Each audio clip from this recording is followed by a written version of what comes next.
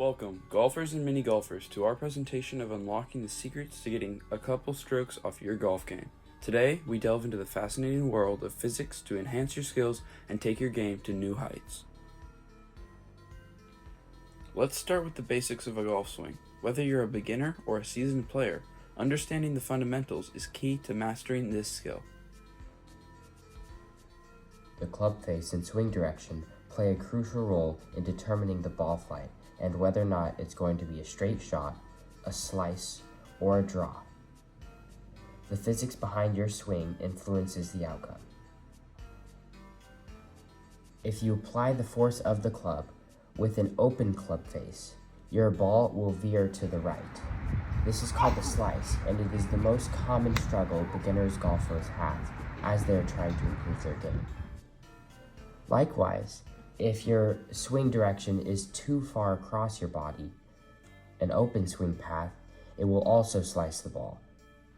You would think that the ball would go to the left if you swing across your body, but because you hit the ball on the open side of the club with a leftward swing, it will cause the ball to spin to the right. On the other side of things, if you apply the force of the club with a closed club face, your ball will veer to the left. This is called a draw, and it is most commonly done when you swing too far away from your body. Just like the slice, if you swing too far away from your body, it will cause the ball to spin to the left, therefore going left. A perfect swing has a square club face to the target with a straight swing path in relationship with the club face. This will result in a straight and unwavering ball flight. Here's a closer look.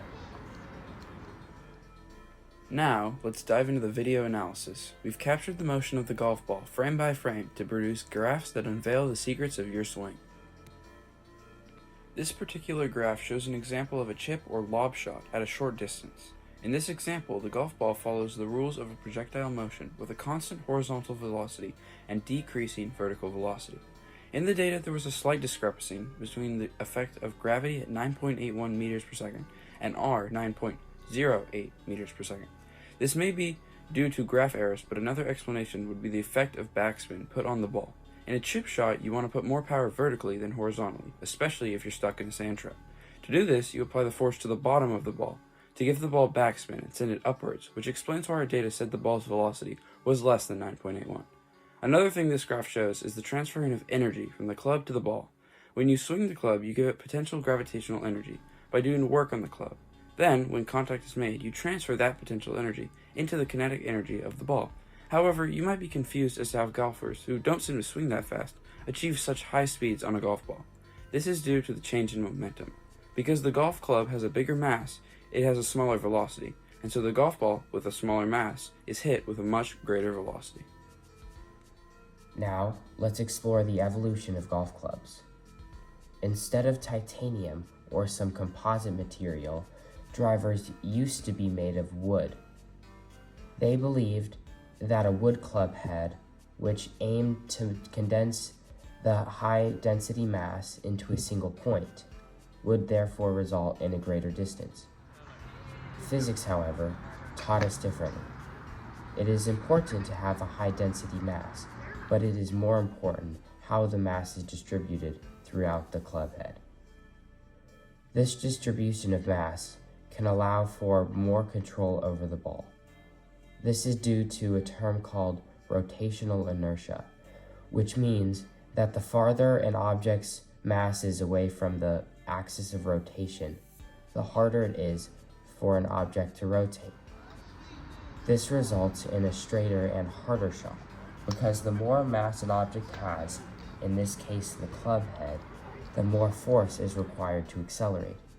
But once the small velocity is transferred to the small mass, in this case the golf ball, it results in a big velocity.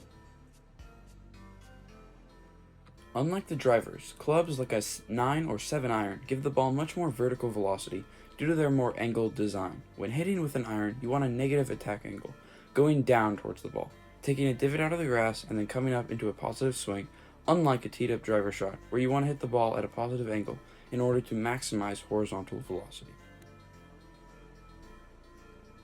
Today's golf club drivers, crafted with materials like titanium or composite, disperse mass evenly, unlocking the potential for greater distance. Physics guides us to optimize equipment for peak performance.